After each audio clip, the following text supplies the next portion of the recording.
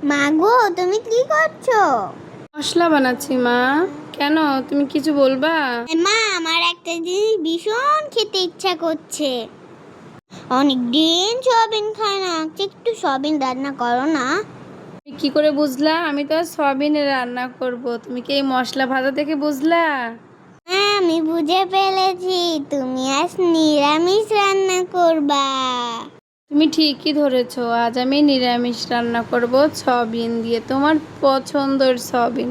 প্রথমেই আমি কড়াইতে তেল গরম হয়ে গেলে গোটা জিরে ফোড়ন দিয়ে গরম মশলা দিয়ে সব ধরনের সবজি আর সয়াবিন হলুদ লবণ দিয়ে কষিয়ে নিচ্ছি।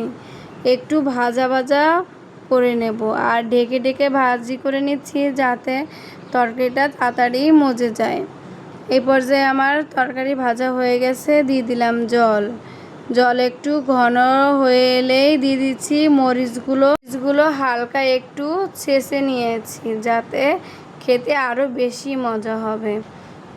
মরিচগুলো সুন্দর করে মিশে যাবে। এই পর্যায়ে দেখো আমার তরকারিটার কি সুন্দর একটা কালার চলে এসেছে আর স্বাদও এসেছে।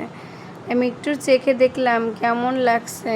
অনেক স্বাদ হয়েছে মা, আমার আর তর্স হয়েছে না, তাড়াতাড়ি রান্না করো।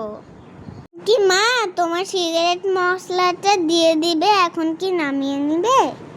ঠিক ধরেছো বাবা, এখনই আমার রান্না শেষ, এই তো গ্যাস অফ করে দিয়েছি, এখনই নামিয়ে নেব।